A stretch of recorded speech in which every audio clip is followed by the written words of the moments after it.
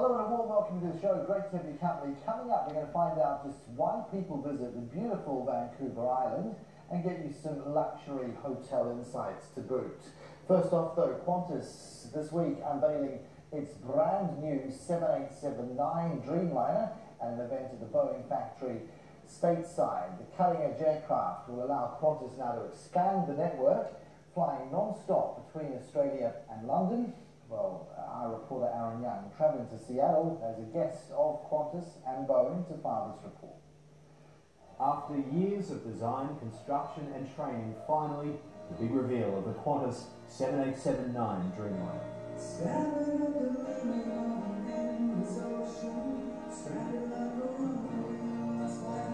Australians voted and decided to call the aircraft the Great Sutherland, fitting for a plane that will soon fly Perth to London. The 7879 Boeing Dreamliner is a game changer for Qantas, replacing the airline's ageing 747 fleet over time and also allowing the airline to fly to places they never thought possible.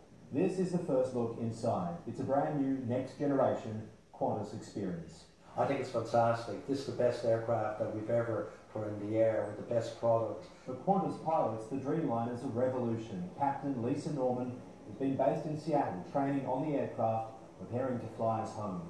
Well, I've been flying for a long time. See the grey hair? How does this plane compare to the aircraft that you first flew? It's like a different planet. The cockpit is an evolution for pilots with a familiar Boeing feeling. Oh, this is the best office in the world. There has been plenty of anticipation among business travellers to see exactly what Qantas would offer with their new suites. A lot of airlines would call this first class. So it is our business class, but it's actually the standard first class. And then there's the food, with celebrity chef Neil Perry in the gallery. The thing that I love about the Qantas crew is the ingenuity that they have. I mean, you know, if I asked one of my chefs to do 65 covers all at once, I think they'd walk out. This is the main cabin. Straight away you get a sense of space, the newly designed overhead luggage compartments. Also, it's a 3 by 3 by 3 rows rather than 3 by 4 by 3, which may even mean less bickering. Premium economy has had a boost as well. Our goal was to make this premium economy the best premium economy in the world. The tyranny of distance posed by the Qantas schedule has been taken up by Boeing. Because of the unique location of Qantas down under, it is very important to have airplanes that not only cross oceans, but also fly for a long distance. This aeroplane is a game changer for Qantas. Alan Joyce is a game changer for Qantas. It's everything that Qantas wants. This aeroplane does everything that Qantas needs. The Qantas Dreamliner arrives in Sydney on Friday. Aaron Young, Sky News, at the Boeing facility in Seattle. Let's give you more details and as well the rest of the week's travel news. Welcome to Travel Daily's Bruce Piper.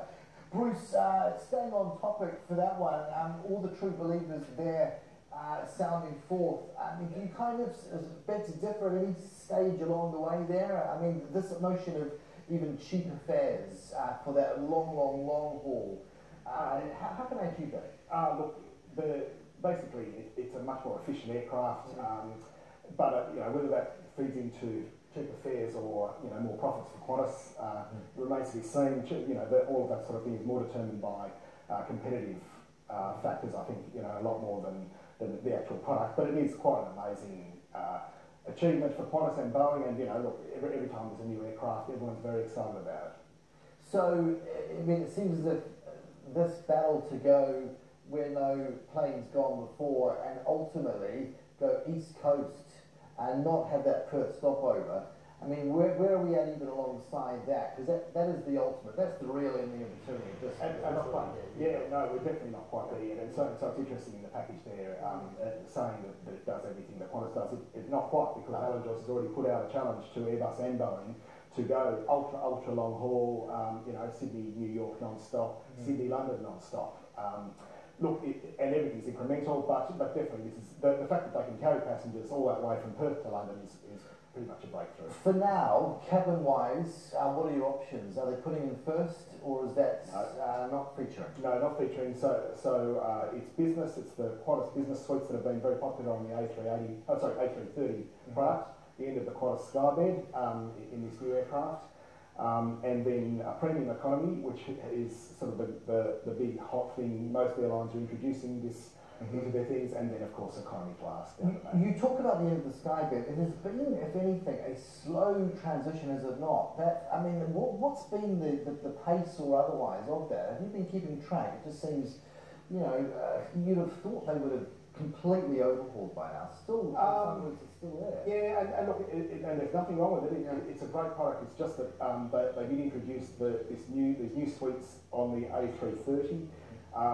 And that's been an exceptionally popular product. It is very nice. The nice thing is everyone has aisle access, that you're not sort of climbing over someone else. Essentially, look, it's an arms race with all of these sort of things, aircraft innovations, and Qantas now has the latest and greatest because they've got the newest plane in the world. And Bruce, what do you look for when you are making that booking to make sure that you are on one of those brand spanking new ones, not the old variety? That's a very good question. Look, if you book Perth London, then it's the only aircraft that can do that, and so you'll definitely get on it. But I would say for the other sectors, they've announced Melbourne, Los Angeles, flagging kind of Brisbane, Los Angeles as well. You're best to book through a travel agent because they'll be able to make sure that you get on the right aircraft. Okay, and kicking off via, starting from Melbourne and then on to LA as well, what, December 15th? Yeah, so the first route, it's going to replace some existing, I presume it's, I think it might be 74s on the Melbourne-Los Angeles route. This week in Seattle, Alan did say something about that there'll be Brisbane-based ones. So sorry, it's Melbourne first, then Perth, then there's 4 that are going to be based in Brisbane from the second half of next year. One of them will replace existing LA to, Brisbane, LA to New York. Okay, flights. Wow, okay, so all change in that department. Speaking of change, Melbourne domestic for Qantas lounges. Yes. A bit of a state of upheaval. As of when? When did the jackhammers, arc up? Any day now.